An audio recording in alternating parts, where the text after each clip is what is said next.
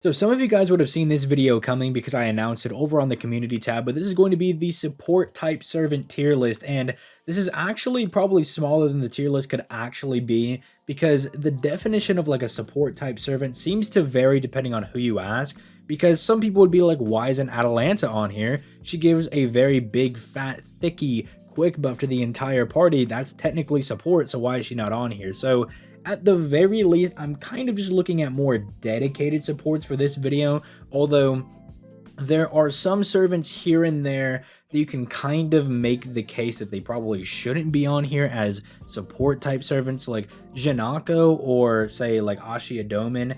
Those servants you could kind of make the argument that they shouldn't be on here, but you know, we'll just kind of roll with it. This is the servants that I've picked out to kind of talk about for this tier list. Obviously, if you want to make your own, you can, you know, add some servants here and there to kind of make it fit more of your definition of a support type servant. But anyway, before we get into this video, if you enjoy FGO content, I upload these videos every single day, and all I ask for in return is a like on the video and a subscribe to the channel because your boy is on that road to 100k, and that would greatly help me out in getting to that goal. You can also click that join button to become a channel member. I'm thinking about uploading like challenge quest videos and then maybe like polling channel members if we get enough to then like do like servant reviews and like certain things for like the channel members, or maybe letting them see some videos first, or like you get early access to things. So I think that can be pretty cool. But with that being said, let's go ahead and just kind of dive right into this video. And I think we can go ahead and get the three obvious quote-unquote next level servants right out of the way. These should be pretty obvious. It's going to be Castoria as the premium art support type servant, Scotty as the quick servant, and then Koyenskaya as the premium buster servant. Now, I'm pretty sure everybody's going to agree that Koyenskaya and Castoria should be in this tier because they absolutely break the game for their card types. They're absolutely insane. Castoria is providing, you know, two very strong attack buffs to the entire party. She's debuff cleansing, bringing two ways to keep a specific member alive, with her third skill having the invincibility and her NP having solemn defense, which is just completely impervious to all damage. The only way to get around it is to have some method of debuff cleansing on your opponent. So it's like if you can't remove their buffs or anything, you know, you're pretty much safe with Castoria. She gives 50% total battery to one servant, NP gain, massive arts buff, a special damage mod against threats against humanity, just the whole 9 yards. And Koyenskaya, I mean, it doesn't really matter what she does. I mean, she does really good stuff for Buster crit servants with like all of her insane skills and, you know, giving like some special damage mods to them. But the crazy bit is that she's giving these Buster servants the ability to loop, which I think that's the most crazy thing she's doing out of everything she's doing. Plus, she has the insanely OP niche that the original Tamamo has, where she's able to massively lower, well, I don't want to say like massively because it's, you know, just skill reduction, but it massively helps how powerful your teams are because it makes your skills more spammable. But the one that probably needs some justification is Scotty, because a lot of people don't really seem to still think that Scotty is all that good. People tend to downplay Scotty because of how strong Castoria is, but do not forget that until Castoria came out, Scotty was the best support servant in the game because of what she did for quick servants. It's just because Castoria and Koyenskaya are now support type servants that are on the level of Scotty, and we look at them and we're like, yes, they're on this same tier, but they're a little bit better because they're providing special damage mods and they're doing so much for their card types. They're giving 50% buffs to their NP batteries. Like, they're just doing a lot of insane things, whereas Scotty is kind of like a more underpowered version of them, right? But she's still insane. If you want to make your quick servants look like at their absolute peak, you still pull out Scotty, right? Scotty's still not bad. She's very crazy, giving 100% quick crit damage to your quick servants with a quick mana burst, lowering all enemies' defense.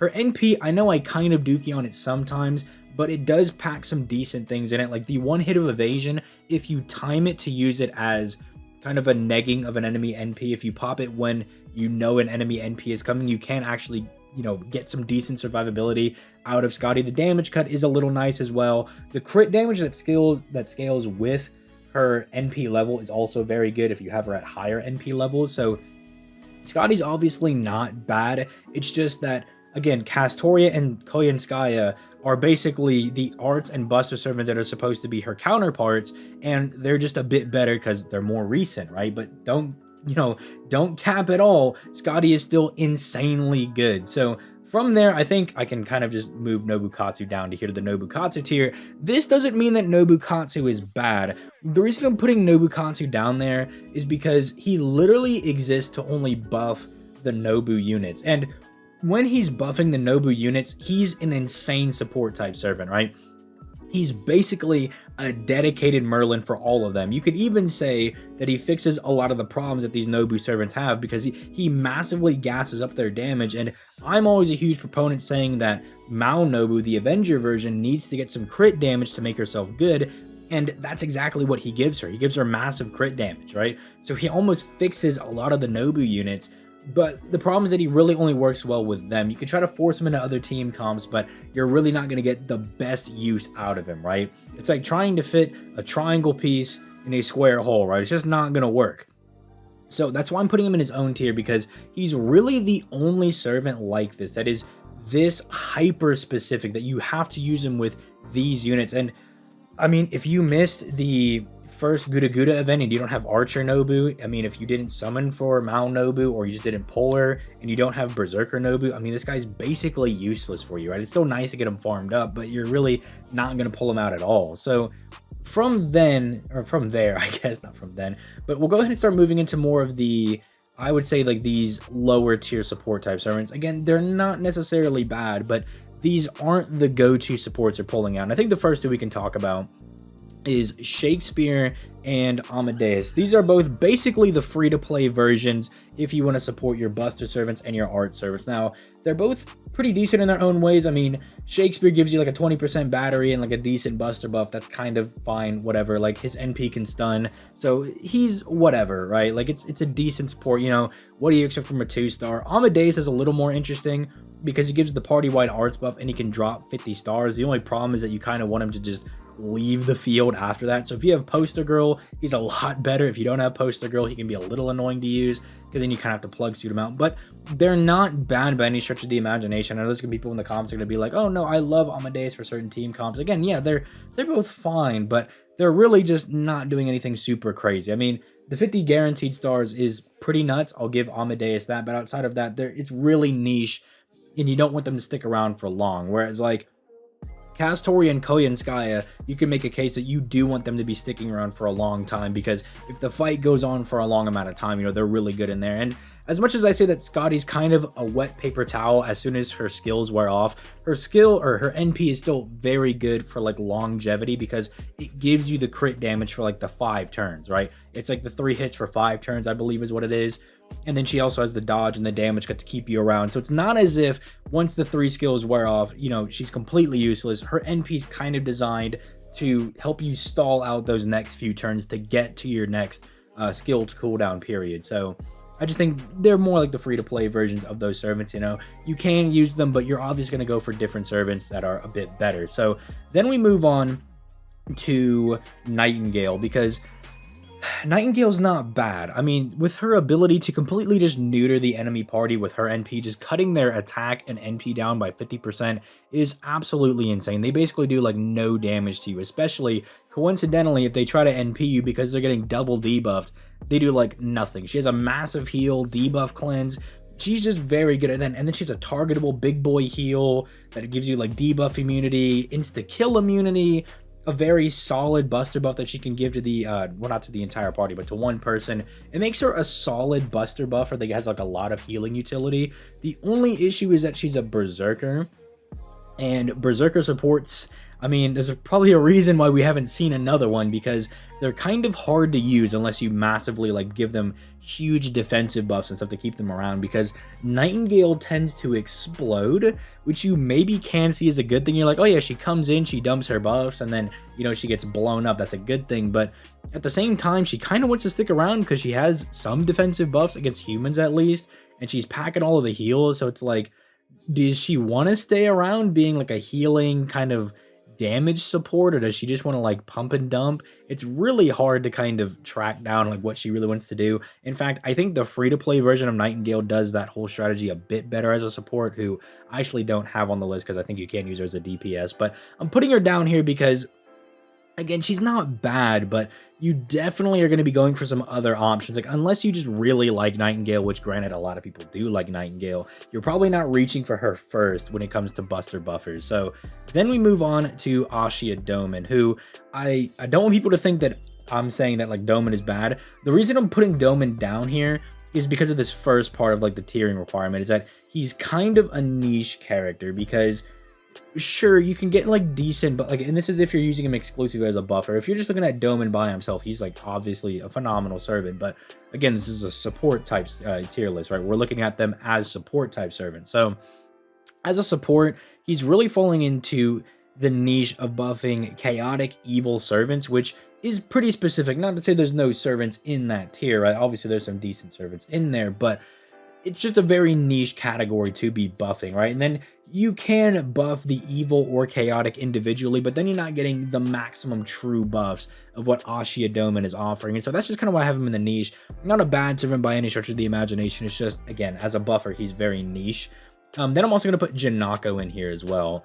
This also kind of brings up the idea that, like, you'll notice that, like, Leonidas, people like Ben K or St. George, none of them are on here. None of the Taunter servants, because I didn't really put them on here because I feel like they'd all kind of be in this kind of niche, like lower tier, right? They kind of all just be here. So Janako kind of represents it, because I think Janako, well, Leonidas also had like the best case for also being here, because Leonidas, on top of being a buffer, also drops stars on his NP and has like a party-wide buster buff. But, you know, I kind of wanted to leave the Taunters off of this, right? Just my personal preference to leave them off of the support type servant list. You can add them if you want. I chose to leave them off because I see them more as just kind of like taunt, giving you free hits for solo quests, even though you can use them as supports. But that's a whole different topic. Anyway, Janako just kind of okay, right? Like, she's giving an attack buff, charging NP, dropping stars, doing some decent things, can give one ally like a turn of invincibility. Like, I think all of that is good. I think it's fine. I just don't think she's a go-to support type servant, right? Like, I don't think she's someone I'm going to be reaching for, you know, when I'm going into some hard content. She's not exactly my first pick for like some difficult content, and I want her to be supporting, right? So just for that reason, where I just don't think she's like a top tier support type pick. She's doing a lot of like basic general things that you can get the job done with, but not, you know, anything compared to what we're going to be getting into in just a bit. So then the next servant I want to put up here is probably going to be a little controversial, and that's going to be Asclepius. But the reason I'm putting Asclepius up here is because he has a decent niche in being able to heal and keep the party alive. And then obviously people really like to use him for his NP gain ability, because people like to use that in some farming strategies and whatnot, especially because, again, he does give NP to the entire party. But I think just the healing niche, while he leans into it better than Iris Fuel and Medea Lily, and that's why they're not on here, because Asclepius is by far like probably the best healing servant in the game. He does the niche better than anybody else. Even though he's like the best at that niche, I think it is just, at the end of the day, a niche of bringing this healing servant. It's almost like if you don't have someone else to kind of fill up your team comp, you can bring Asclepius. He's a very good fill-in position to bring, but again, kind of a more niche pick when FGO's more tailored most of the time to just trying to blow up your opponent. There's some quests where you want to stall out, and sometimes where stalling is kind of a valid strategy, but they clearly kind of want you to just blow things up. Most of the time, I know I'm going to get some comments of people being like, but what about this fight? What about this fight? Yes, obviously there's fights, again, like I said, where you want to stall and kind of use longevity, but most of the fights, again, are more like, if you can kill this guy in 3 turns, then go ahead and pop off, right? And that's kind of what they want you to do. So putting him in there a bit more niche, not bad. Again, this ain't the bad tier, right? Because obviously, like, I think these two more or less are like pretty solid, right? I don't think they're bad. Like, I think just overall they could be like in this tier or this tier. Like, they could be definitely at least here, but because this is like more of like the niche category, I'm putting them down there. So with that being said, we can move into solid. And I think the first controversial pick for solid, or maybe not, is going to be Chen Gong, because Chen Gong could also be in kind of niche, right? I'm kind of fine with him being in either spot. In fact, I might actually bump him down midway through as I'm kind of thinking about it, because he's really, really good with his ability to taunt, cycle through people, give the entire party defense, and when he's giving the entire party defense, you think about his niche, and his niche is to work with berserkers, and he's basically a free-to-play Merlin specifically for berserkers. And so the fact that he's giving them that defense is actually really good. In fact, that's kind of the combo I like to run, is like Merlin, my main DPS berserker, and then Waver, right? So Waver gives him the defense to keep him alive, Merlin gives him massive offensive power. That's kind of all rolled into a smaller version in Chen Gong. So I really like his build, but again, more of a niche servant, because you can really only bring out that full potential with berserkers, that you're pairing him with. So obviously not bad that you're limited to that, but, it does kind of suck that you are limited to that. Like, what if you wanted to use him with, Artoria, or you wanted to use him with, like, Bedivere or something? You can't do that, right? You can't bring out their full power because they're not Zergs. So maybe he'll get a skill in the future, though, maybe where he can turn people into berserkers. I think that would be really cool, but we'll see maybe in the future, because that would be quite an interesting strategy to do, to be able to turn the entire party into Zergs. So it'd be like a really high risk, high reward type of thing, where it's like, I can have him buff anybody, but obviously they're berserkers, so they can just get popped by anything. So then we'll move on to these solid supports. Now, Hans, I think everybody pretty much knows Hans is a pretty solid servant. I'm not going to put him in goated, because I know some of the other servants I'm going to put in goated. I've kind of like rehearsed this a little bit. So I know some of the people want to be putting in goated, and I don't think Hans quite keeps up with the more pay-to-play people, but he's definitely like a really solid free-to-play servant option, with his massive battery for himself to help him get to his NP quickly, which gives the entire party the attack, defense, the healing, all of that is very good. The fact that he gives decent crit damage to an ally, it's just everything he does is pretty generally solid. The star gen that he's able to do, it just makes him like splashable in any team comp, right? He's just like a very solid servant you could splash in any team comp. It's just the weak areas I would say that Hans has is that he's not really mastering any area, right? He's just like the jack of all trades. He's for that splash ability he has, where you can throw him in any team comp, it kind of makes it to where he's not exceeding in any area, right? Which some people might see as a strength. I see more as a little bit of a weakness, that he's not, really enhancing some of the main areas, like specifically like card buffs or giving massive NP damage buffs or anything like that. So he's kind of losing out in those areas, but definitely a solid support type servant. Next, we have Mash. Some people are going to be like, this is slander, but again, Mash, I mean, you could probably argue she fits into the kind of niche area as well, because she's a hard defensive support, or she's a hard, taunt support, depending on which Mash you're using. If you're using the original Mash, she's giving everybody defense, damage cut on both her first skill and NP, giving a little bit of attack to everybody on her NP. Targetable invincibility with the 20% battery is obviously good, and then having a taunt to try to take the heat off of another servant is obviously also really good. But then with her Ortanius suit, the Lost Belt version, she's packing 2 taunts. One of those taunts has an invincibility on herself to make sure that she actually sticks around and just tanks all of the hits. And then she kind of turns into like big boy DPS after Lost Belt 5.2, and she gets her skill upgrade. So you could put her here. You might be able to put her in kind of niche. In fact, I think I actually will bump her down into kind of niche, because she really is niched into a hard defensive support. Again, when you're in the niche category, I don't want people to think that these are bad servants. Here on my explanation, I just think they're support niches, right? Like, they're locked into a niche. You can't, like, bring Mash as a DPS support, right? Like, she's pretty much only ever going to be a defensive support type servant. And so because of that, I think I'm actually mid-recording going to bump her into kind of niche, even though I originally had her up here, just because of that reason. It makes it a bit more consistent. But then we have Casco, and Casco is pretty much like, you don't have Castoria or Tamamo, but you have this guy, right? He's kind of like the third rung when it comes to art support type servants. If you don't count Nero Bride, you might be able to count Nero Bride as well, which some people might disagree and be like, oh, Nero Bride is an art support servant, but we'll talk about that when we get to her. So Casco essentially is the guy that you bring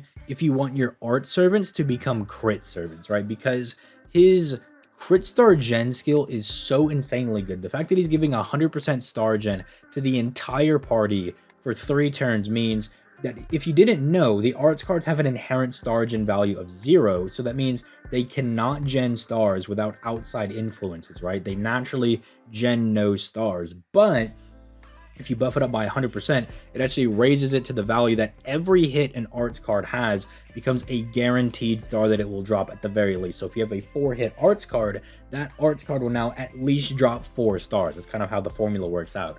So that's what makes Casco so good, because not only is he buffing up their arts cards to become just actually able to drop guaranteed stars, but then you got to think about that 100% buff on the buster cards they have, on the extra attack, on their quick cards if they have decent quick cards. It just makes everything really insane. And then he's just giving general good buffs, and he's giving them an attack buff that is a high value because he's got the Gilgamesh charisma at 21%, and then he's giving everybody the arts buff as well. So like, just a general good arts crit support type servant. I'm hoping they give him crit damage that's not on his NP, because he already gives 30% crit damage to the entire party on his NP. I see why they did that, because his NP can drop a metric ton of stars because it has high hits on it, especially with his crit star generation skill up. So I see why they did that, because it's like, oh, you drop a lot of stars with the NP, and then now you like everybody gets this big crit buff so they can do big damage.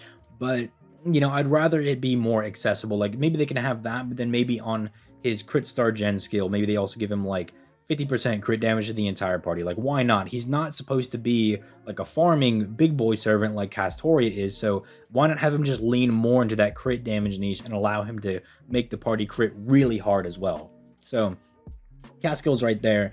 Then we're going to have Sherlock. Now Sherlock actually no, I remember why I have him here, because I was like, why do I not have him in goated? But then I remembered his NP is really, really broken, but I kind of feel like all of his skills are a little doo-doo. He drops a little bit of stars for you to play around with, and he lowers an enemy's arts resistance, which makes him good in arts themes. But the main reason you're using Sherlock Holmes is that his NP basically turns the entire party into a band of murderers, right? Because he gives them defense pierce, he gives them pierce invincibility, and then he gives them big boy crit damage. So basically Sherlock says run a train on who we're fighting, right? Because it doesn't matter if they stack defense, invincibility, dodge, because pierce invincibility bypasses dodge. The only way that we're not going to just murk whoever's in front of us is if they just have very high special resistances up, right? Or they just have insane levels of damage cut or something. Other than that, we're just going to obliterate these fools. And that's why I think Sherlock kind of bumps up into this, because he has this insanely powerful support NP that I think is worth bringing. And when he's more tailored around making everybody do big crits, the fact that he drops some stars to kind of help everybody out is a little nice. But then all of his skills are a little dead when it comes to kind of finishing his ability to be a support. So I like to see them buff some of his skills a little bit, and then I'll, you know, be more than happy to put him in this goated support type servant tier, because I already think Sherlock is a little underutilized as is, but you know, he has to sit there right now until they buff him a little bit in the future. So next we're gonna have Lanling. Lanling is essentially like the counterpart to Casco. They essentially kind of do the same thing. Lanling has like a little bit less crit star gen, but like more crit and like more arts buff for people. So it's like balances out a little bit. His NP is kind of like a suppression on the enemy. So like, you know, kind of balances out a little bit. It's like Lanling's got a non-damaging support NP, but Casco's got like a damaging NP that drops a lot of stars and has like a little bit of support in there as well, giving you some defense and crit damage. I think they're comparable enough that I'm just going to stick them in the same tier. And then finally, the last servant we have in this tier is going to actually be Da Vinci. And that's just because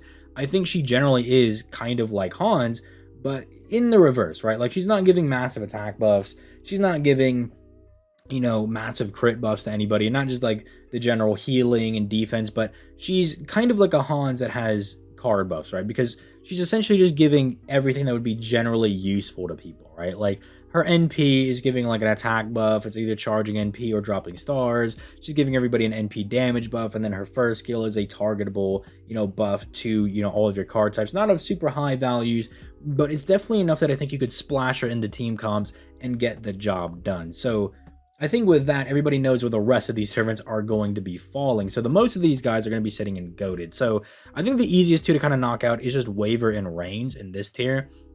And it's just the OG that, like, these are like more so Waver than Reigns, but Reigns came into this when she got her buff.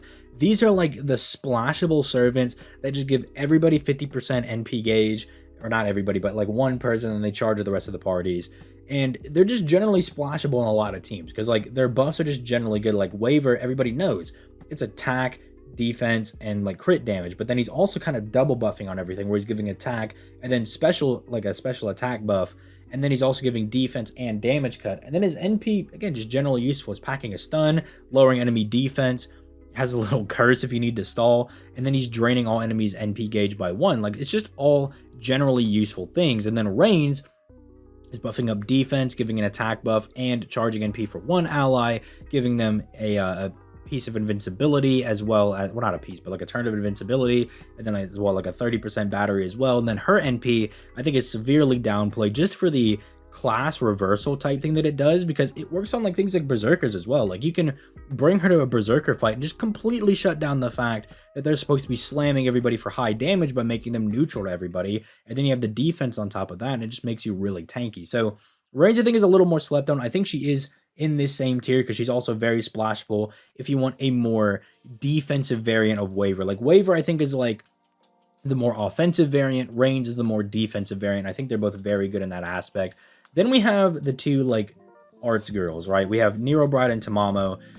Tamamo, if you're not counting Castoria's NP, actually does offer more damage than Castoria does, because Castoria gives a 50% arts buff and then a 20% charisma, whereas Tamamo gives a 30% NP damage buff and a 50% arts buff. So she actually offers more damage at base value than Castoria does, but then obviously if Castoria gets her NP, or you're fighting a threat against humanity, then she's obviously offering more damage at that point. But it's just like, don't sleep on Tamamo. She offers a lot of damage. The skill cooldown, as we talked about with Kolyanskaya, is very OP because it makes your skills very spammable, especially in an arts team. It makes it super godly. I mean, the Tamamo Waver Vlad setup, I mean, that turned the dud Vlad, who like nobody cared for, into like one of the like most efficient killers for like boss fights and stuff. It makes him really consistent for a lot of that because he can spam his skills and like start double stacking skills. It's just generally good. And then, yes, while she does give NP on her own NP, that makes it really good for more challenging content. And I would argue that like that's kind of where she's meant to be used. She's meant to be very good in those harder fights, especially because she has like the NP drain and stuff like that. I think she's just generally very, very solid, right? The heal, all of that, very, very good. Don't think she needs to be slept on. And then Nero Bride, I can put her up here because she's literally just a baby Castoria, right? Giving the attack buff to an ally, giving them NP gain, an NP battery, and then also giving them like a decent heal with a defense. That's less Castoria. Like, you could say that that's maybe like her alternative to giving them an invincibility or something, because she doesn't give that. She gives just defense instead. But they're all of like really high value. She basically makes somebody go Super Saiyan 3 for a turn. And until we get Castoria, Nero Bride is going to be the best option to making your art servants loop very effectively over here on the NA version of the game. But even after Castoria comes out, if you fail to get Castoria, but you got Nero Bride, then just run a Castoria Nero Bride team and you'll definitely get the job done. Like, Nero Bride does not disappoint. Himiko and then Van Gogh. I'm going to put these two up here because these are like the big Ooga Booga, like crit support type service. Now, I was going back and forth on Himiko as to whether or not I was going to have her in here. Wait, actually, where's Miss Crane? Miss Crane is not on here. Okay, if Miss Crane, I have no idea where she went, but she'd be in this tier as well, just as like a general like crit support servant. Just because she's a little wonky, I can't put her in next level, but I do think she is really good with her ability to like shuffle around and just give like really high buffs to like one of your allies as well. And then she also has like 100% NP charge as well, so she can just instantaneously get her NP whenever she wants. Whenever you want to cycle her out, that's all you gotta do. The only requirement is like 10 stars, so who cares? But I have no idea where Crane went. She was in here originally, so I don't know. Maybe the app just doesn't like Crane. It just deleted her out of here, but she'd be in this tier. But these two are the premium like crit servants. I'm kind of waiting to get one of these guys for arts. I don't know if that's what Crane is supposed to be, but Crane doesn't give an arts buff, so until she does, I'm waiting for like the arts version of one of these two. But they're both really ridiculous. Like, I just put out my Van Gogh video, and you guys know that like she basically plays as like a Yu-Gi-Oh card with the curse acting as counters. And dude, with her ability to charge NP, keep herself alive with the guts, like give one person just massive, crazy Ooga Booga power with her third skill, making those crit cards go absolute burr. And then her NP, I think you could just take away all of her skills, and her NP is just so nutty because, like, God forbid you're having her support a quick foreigner like, I don't know, the new Jacques de Molay that just came out, and you'll just absolutely clap cheeks. You'll just obliterate whoever is in your path. Like, Van Gogh's NP is just stupid broken, right? Especially because it's giving like the 100% crit damage, but then if you just happen to be a foreigner, you get another 100% crit damage, and then it's just so stupid nutty, right? Like Van Gogh's good, but Himiko, haven't really got the chance to talk about her in a while. Basically, Himiko not only is like such a good support type servant that you can use her in unkillable teams with like Morgan and Castoria or Castoria and Merlin, and just have like an unkillable team where Morgan just slam dunks everybody, but she makes everybody else hit harder as well. Because you look at some of her skills and you're like, oh, this is kind of buffing up her damage a little bit, but then you loop back to the NP and you're like, oh, she's buffing up her damage and then buffing up everyone else's damage. So now everybody just becomes an absolute crit monster, right? So it's actually really good the way that I think she's built. I think the strategy of like Himiko buffs up her damage and then like buffs up everybody else's damage with her NP, so it's like a support type servant that also hits really hard. I kind of like that build. Then there's Osaka Behemoth. I'm gonna slap her up here. Osaka Behemoth, just generally very good for buffing like the quick buster servants. Honestly, a pretty good buffer for like Okita Alter, honestly, because that's kind of the style of gameplay that Okita Alter's got going on. If they would like maybe make her battery AoE, or just like make some of her like defensive buffs maybe more like party wide, or just make them a little bit better, so it's like you can maybe have her be like the tanky support, like almost like a 5-star version of like what Mash can do, right? Like just really take her to that next level. I think that could be pretty good, but she's lacking a few elements right now. I think her ability to like remove one enemy's debuff and then neuter their defense is obviously really good, because then it pretty much is just like, well, it doesn't matter if this servant I'm supporting doesn't have Pierce Invincibility or Sure Hit or buff removal, then I'll just remove it for them, right? And I think that makes her really good. Again, Hime, I think, is one of those servants that is heavily slept on, you know. If you haven't used her and you're like, oh, why is she in here? Then I would highly consider going and giving her a look. Then we have the boy Merlin. Unfortunately, I don't think Merlin actually competes with the servant in this tier. And I think the major thing that has the Virgin Merlin over here lacking is the fact that he does not have even a 30% AoE battery. He only has a 20% AoE battery. And that's just quite not good enough in today's era. It's leaving him feeling like a little virgin compared to a lot of these other casters, right? It's kind of the issue that people have with Osaka Behemoth, and it's starting to really creep up on Merlin. Now, don't get me wrong. I mean, his third skill makes someone go absolute ooga booga like for one turn. But again, that's kind of the issue as well, is that while it is a big turn that you're able to get, it's just like, you know, I'm going to value that consistency that Koyan Sky is now starting to give, right? With her ability to not only give them the buster buff and the crit buff, but also give them the star weight as well, to make sure that that person specifically can get those crits, because that can sometimes be a problem with double Merlin, right? Is that the Merlin start to absorb all the stars, and then you're like, bro, I wanted, you know, my Ku Alter to get the stars, and then Merlin's like, nope, sorry, I'm stealing all the stars, bro. So it's like, despite him having one of the better NPs in the game, if not one of the best NPs in the game, it's still, I'm finding him to be a little bit lacking. And I know people are like, oh, they can't buff Merlin, they can't do it, but honestly, he's going to need to get a buff sometimes here in the future if they want to keep him competitive with some of these other top tier support casters. And I guess we'll just go and talk about the last guy. Oberon is someone that I've been really going back and forth on as to whether or not I wanted to have him in goated or next level. I feel pretty comfortable actually putting him in next level, because he gives one person a 50% battery, which is like the hallmark of a really top tier support in today's era. Even though he takes away 20% of their battery in the next turn, Oberon's first skill gives them a 20% battery and buffs up their NP damage. And then when you get to the final node, you can have him go absolute Hamtaro with his third skill and have them just massively buff their NP damage, so they just nuke that person into oblivion. You could say that it's really unfortunate that like he pretty much just completely shuts them down, like they can't do anything afterwards. But for one, they should pretty much be completely obliterated after they take that big hit from Oberon's third skill. Like after he gives them that, especially if you're double buffing with him, there shouldn't even be ashes remaining from the damage that they have done to them. But even then, if it's a challenge quest, you can actually use this as a benefit, because he thankfully puts a taunt on them for 3 turns. So it's kind of like they become, you know, kind of a wet paper towel. You know, they're not doing anything anymore, or not even a wet paper towel. They're just a rock. They just kind of sit there. But he slaps a taunt on them for 3 turns, so that actually does give you the benefit of your other members not being able to be attacked, because you know where the attacks are going to be until that servant dies for the next 3 turns. So I think that actually does add a lot of utility to him, and I'm pretty comfortable putting him up here next level. Although I could see some people maybe trying to argue that he should be in goated, but I'm convincing myself more and more that he should be up here. But this is kind of what I'm working with when it comes to the FGO support servant tier list. Let me know what you guys think in the comments down below. I'll leave the link at the top of the description. I'll post this if you guys want to make your own tier list. Obviously, again, I didn't add certain servants here and there because I was like, I don't know if I count like Ryder Ishtar as a support because she only is really buffing with one skill, or like Atalanta. I don't know if I count that. And then there's people like Alexander. It's like, he's like a support DPS. Do I count him? Do I not? I don't know.